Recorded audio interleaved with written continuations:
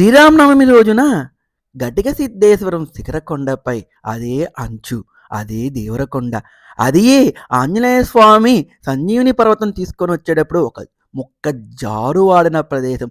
అక్కడే వెలిసారు సీతారాములు.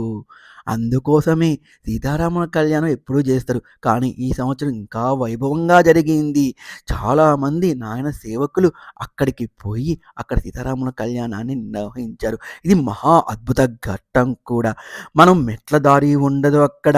కొండల మధ్యలో పోవాలి, నడుచుకుంటూ పోవాలి. ఎంత కష్టమో అంత కష్టం.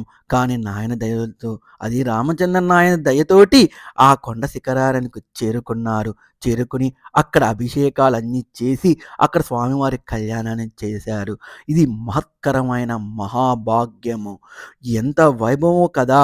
అలాంటి ప్లేసులో అక్కడ సీతారాముల కళ్యాణం జరగడం అంటే ముక్కోటి దేవతలు అక్కడ కొలువు తీరుంటారు. అక్కడ మునీశ్వరులు తపస్సు చేసుకుంటూ ఉన్నారు. వాళ్ళ సమక్షంలో సీతారాముల కళ్యాణం జరగడం అంటే సామాన్యమా? సామాన్యం కాదు ఇది మడుకు. అన్నీ కూడా కింద నుంచి పైకి తీసుకోబోవాలి. నా పూర్వ వీడియోలో ఈ ఆలయం యొక్క, ఈ కొండ యొక్క విశిష్టతని చెప్పాను. మీకు రోడ్డు మార్గం మొత్తం కూడా చూపించాను. అది చూడనోళ్ళైతే నా వీడియోలోకి పోయి చూస్తే మీకు అర్థమవుతుంది. ఎలాగుంటాదో అక్కడ, ఎలాగ చేరుకుంటారు, ఎంత కష్టపడితే గానీ ఈ ఆ కొండకు చేరుకోలేరు. అలాంటి కొండ శిఖరాన స్వామివారి కళ్యాణం ఎంతో వైభవంగా జరిగింది. ఇది మామూలు విషయం మటుకు కాదు. సాక్షాత్ ఆ భగవంతు సంకల్పం వల్లే ఆ కొండపై చేరుకుంటాం. అలాంటి ప్లేసులో సీతారాముల కళ్యాణం ఎంతో వైభవంగా జరిగింది. ఈ 2 కళ్ళు కూడా సరిపోవు ఆ కళ్యాణం చూడడానికి. అంత వైభవంగా జరిగిందయ్యా. ఈ శిలలు ఎలా తీసుకోబోయారు, అక్కడికి ఎలాగ పోయారు, ఎలా జరిగింది, ఇది సామాన్యమా? ప్రతి ఒక్కరికి కూడా వింతే.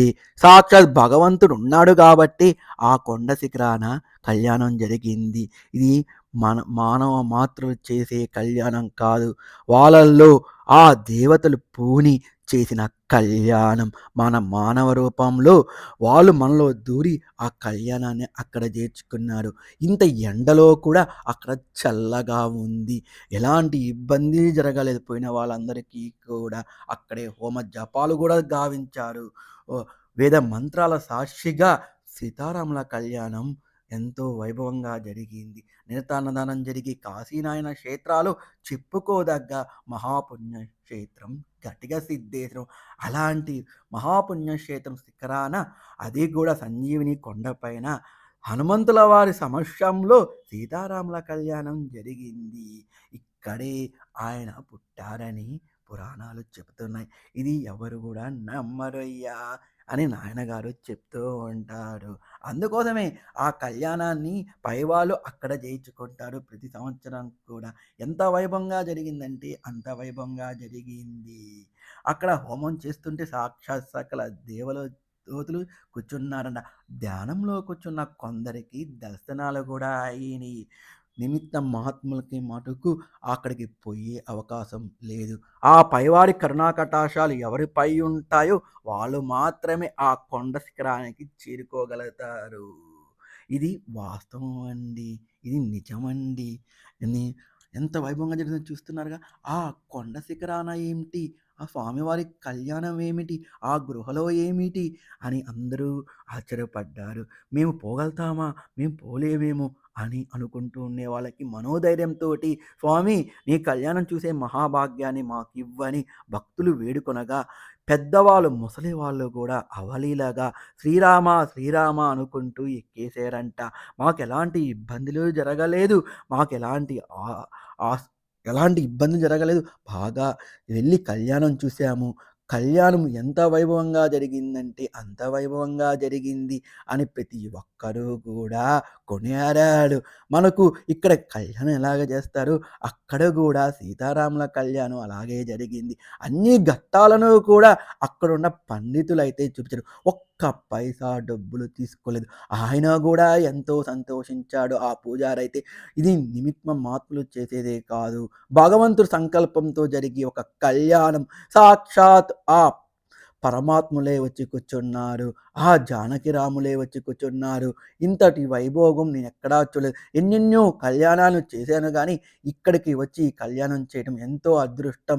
ఇలాంటి మహాభాగ్యాన్ని పైవాడైన రామచంద్రనాయన మాకు ఇచ్చాడని జెప్పి ఆ పూజారైతే తెగ మెచ్చుకున్నారండి. చూస్తున్నారు గదా! ఎంత వైభవంగా జరిగిందో.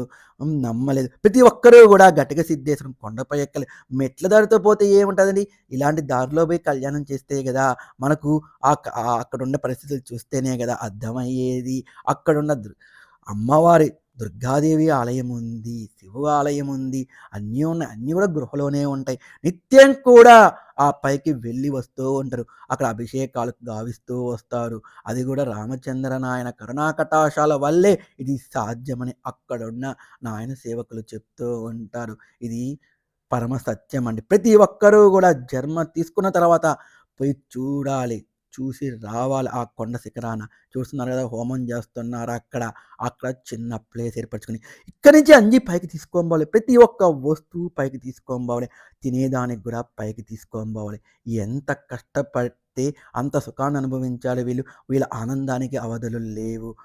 చిన్న విషయం మగవాళ్ళు ఎట్లో గట్టేస్తారు. ఆడవాళ్ళు గూడా పైకెక్కారంటే ఆ పైవాడికి లీలలే గదా ఇవన్నీ.